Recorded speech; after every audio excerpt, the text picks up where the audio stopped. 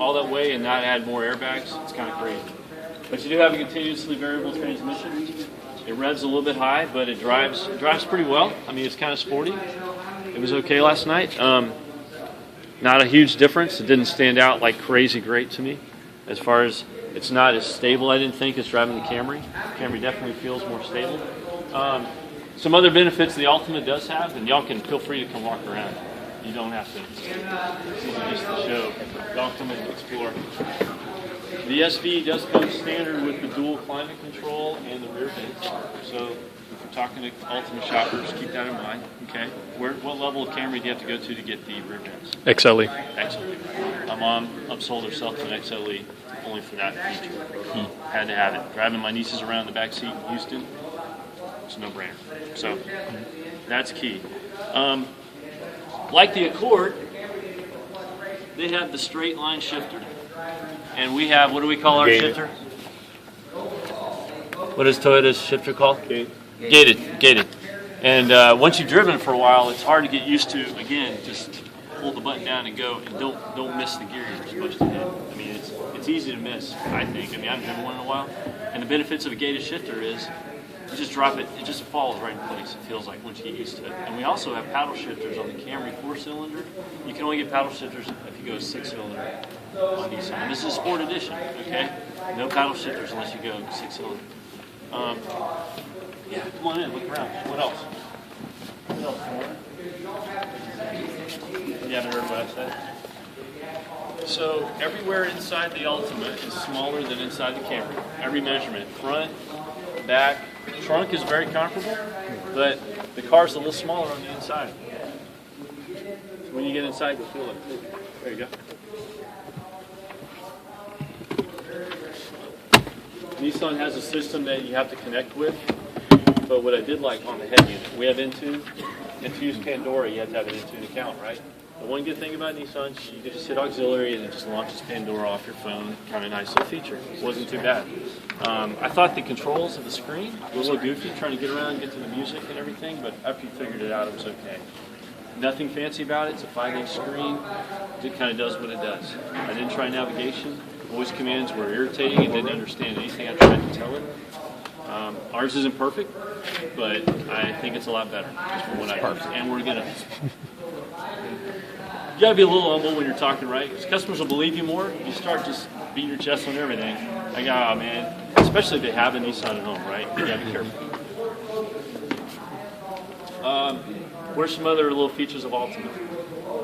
You might have heard of active understeer control. Anybody heard of that on Altima besides Lauren? Active understeer control, anybody? VSC, same thing. Vehicle stability control. So Nissan says that if you're cornering and to fight understeer, they could break the inside front wheel a little bit. Nice. That sounds cool to talk about. It's a great marketing campaign. We have vehicle stability control, traction control. It'll do the same thing for you. One of the features I did like about the Altima that's kind of neat that maybe we'll implement, I wouldn't say it would be a deal breaker for me, the tire pressure monitoring system. Okay? It'll tell you which tire is actually low, where ours just says you have a tire low. And when you're filling it up, once you hit the right number, it'll honk at you. Okay? So, that's kind of neat. Not that anybody ever fills their tires up. I mean, I don't refill mine. I'm doing that often. Anyway, you're supposed to. Push button start. It's not a must-have, but when you're talking to Altima shoppers, you may want to, just be on the defensive or be on the offensive and hit them up. Hey, I know it's got this, I know it's got that, I know it's got that. But you know what? You're missing 4 airbags. You're missing a nice ergonomic interior. You've got cheap seats, and by the way, you don't have free maintenance. You still want to go look at the Altima? I mean, you don't have to be that cocky, right? But I'm just saying, in your own ways, you have lots of safety oriented. 4 missing airbags, tire pressure really isn't bad. Yeah, you're not going to care how flat your tire is when you have 4 airbags missing. What else have you guys heard about Nissan in the Altima? Intelligent key system. Intelligent key system. We call it Smart Key. This one does come standard with remote start on the SV. Okay, so you do get that. You're missing that. You may want to. What's that? Wait till the So I did notice. I haven't, like I said, only kept it overnight. But we grab the handle of the unlock, so you have to touch the button. still, it seemed to work okay. It seemed to work fairly well. I didn't notice anything super off the wall. Like I said, once you get in it, all the bling come around, all the chrome and all the lights kind of go away, and you have to live with what you got. You got to live in the seat. You got to live with the car. And I wouldn't want to drive this car for anything. I just little things kind of bug you. But yeah, sit in, crawl around, take a look. Have you spoken of Pure Drive yet? I have not spoken to Pure Drive. Why don't you Do y'all speak remember what the Pure Drive means when we did the Altima versus Camry trading however many months back? Do you guys remember? Pure Drive just means it's something like I was taken and just marketed it. All it means is that it meets 2016 fuel economy requirements. So they've taken something so simple and put the name on it and put it on the back of the vehicles. Nice. So just to give you a heads up, does it mean anything? No, not really, but to them, it does. So customers don't have to worry if they're meeting CAFE standards by 2016. Right. Incentives on Altima right now. They have $500 customer cash, $500 if you finance with NEMA, and they've got they've got this weird $600 allowance if the car was built after May 3rd. Because Nissan got the prices after May 3rd. If you buy it, if it's a model before May 3rd, you get $600 off that. But That's because they lowered the prices after they lowered all the prices, and so they're making it fair. Yeah. Nissan incentives are really hard to follow. But what do we have on Camry right now? 1,500 or 0 for 60. 0%? 500, 199 lease. I mean, we've got them. Toyota, we talked about being number one best-selling car 15 out of 16 years. Toyota does not want to lose that this year. And so when I tell you that they're not going to stop, they're not going to hold back anything, if our market share, that market share numbers were only for March. So when we get sales through April, May, and it's still looking a little shaky, the incentives aren't going away, right? They're going to keep that on. They don't want to lose. They don't want the press to be able to say, wow, Ford beat Camry this year. So this is why we need all y'all's help, too, to make that happen. But the incentives will stay there.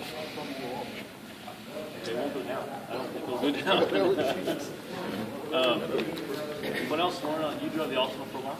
I think styling was just the biggest thing that stuck out to me. Yeah, it definitely grabs your attention, and I think we'll all agree on that. Exterior, when you get inside of it, no thank you. Back, But let's get some feedback. I think, probably this is going to be the easier vehicle of the two competitors to overcome objections. But what do you think some objections might be that you might have to overcome if you know somebody's cross shop and you get Most people are going to bring up the rear vents. If this is in line with the SE47 does not have the rear vents. The rear vents and the chrome, basically the bling. That's basically it. I don't know. That's just my opinion. I think that's kind of subjective or whatever. I just don't think rear vents are that big of a deal that we're a car deal over it. But you do think that that's something that you have well, no, somebody's going to bring it up. Yeah. And it's a great opportunity to show how great our AC works, right? Right. I think my 8-year-old's the only one who's going to care about it. He doesn't have his own vents to play with. But it does, our ACs will get the back seat.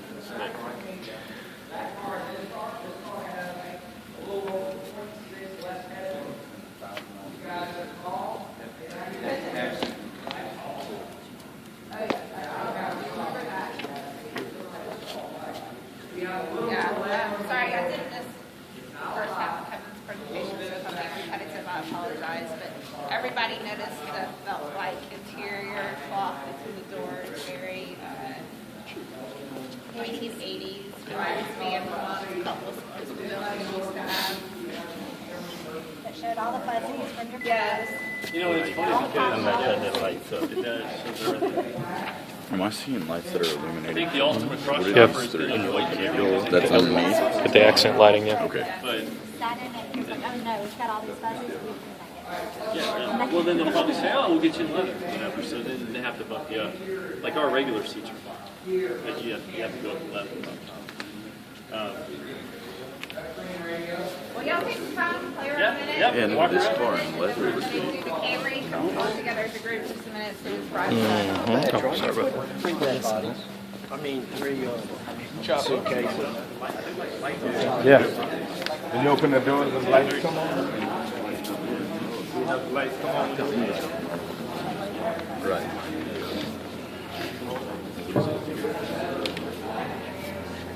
Yep.